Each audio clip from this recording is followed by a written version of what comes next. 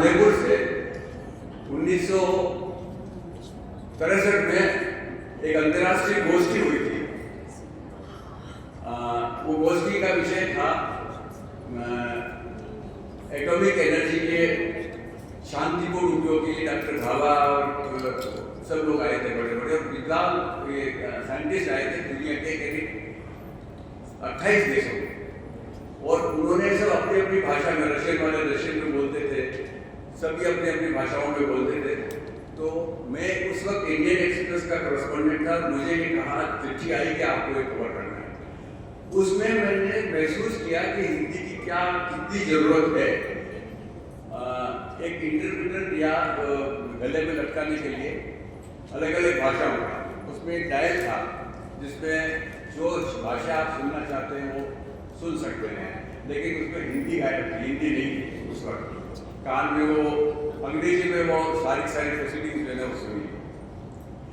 अब मुझे कितना अच्छा लगता है कि अब हिंदी का भी उस इंटरप्रेटर में उसमें समावेश हो गया और हिंदी भी हम सुन सकते हैं।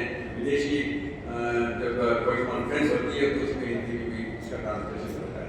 तो धीरे धीरे अंतर्राष्ट्रीय क्षेत्र में हिंदी का जो दायरा बढ़ा है वो हमारी समृद्धि, हिंदी की समृद्धि का प्रतीक है, इसमें कोई दो राय नहीं है।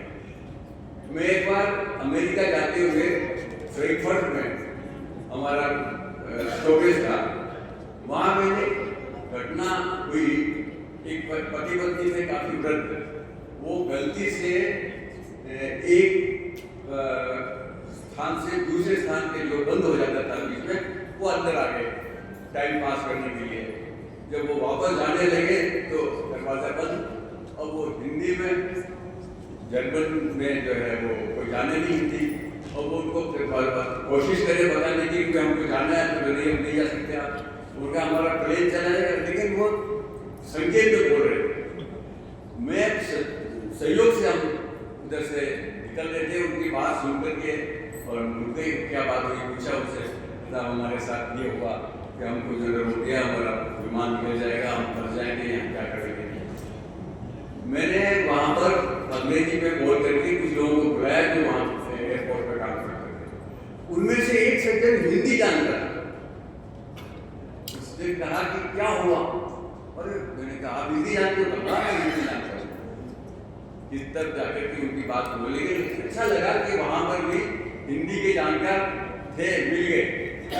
विदेशों में भी हम जाते हैं तो कोई हिंदी का होता है, भारत का होता है, तो जैसे लगता है अपना ही आदमी उससे मिले, बात करें। तो हिंदी का जिस तरह से दायरा बढ़ रहा है और आने वाला समय मुझे लगता है जिस तरह से हिंदी बढ़ रही है तो हिंदी का भविष्य बहुत उज्जवल है और हिंदी में हम पीछे नहीं है। छोटी सी बात जो मैं बताना चाहता हूँ कि विदेशों में जितना काफ़ी कुछ पता लिया है, यहाँ जानकारी ली है, लेकिन आज अमेरिका के 25 विश्वविद्यालय ऐसे हैं जिसमें हिंदी पढ़ाई 25। लंदन ब्रिटेन में लंदन यूनिवर्सिटी और कैम्ब्रिज और यॉर्क यूनिवर्सिटी में हिंदी पढ़ाई जाती है। जर्मनी के 15 शिक्षण संस्थानों में हिंदी भाषा और साहित्य के माध्यम से अध्ययन होता है। चीन में 1942 में हिंदी का अध्ययन शुरू हुआ और 1957 में हिंदी रचनाओं का चीनी भाषा में अनुवाद भी शुरू हो गया।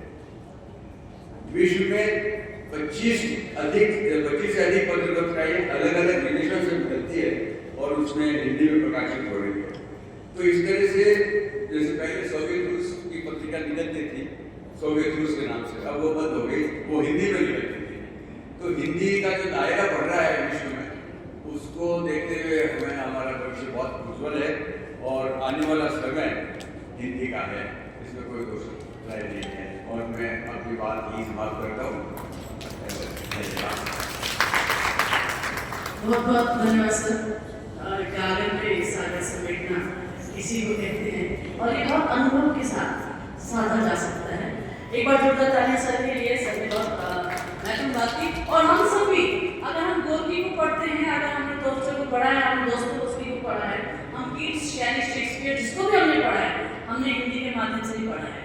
तो भाषा हमेशा कहते हैं कि सवाल और सीख का जरिए है।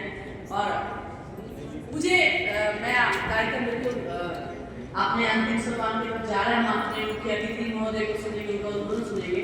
मुझे केदारनाथ सिंह की एक कविता इस परिप्रेक्ष्य में मुझे मिली, मैं आपके साथ साझा कर रही हूँ कि जैसे चींटियां लौटती हैं बिलों से, जैसे चींटियां लौटती है बिलों से, कठफोड़वा लौटता है काट के पास, वायुयान लौटते हैं एक के बाद एक लाल आसमान में डैने पसारे हुए हवाई अड्डे की ओर। ओ मेरी भाषा मैं लौटता हूँ तुम में, ओ मेरी भाषा मैं लौटता हूँ तुम में, जब चुप रहते रहते अकड़ जाती है मेरी जीभ और दुखने लगती है आत्मा। तो आत्मा के उद्बोधन आपकी मातृभाषा में हो सकता है। केदारनाथ सिंह की ये पंक्तियां आपके साथ साझा की और मैं बहुत सम्मान के साथ माइक्रोफोन पर आमंत्रित करती हूँ हमारे आज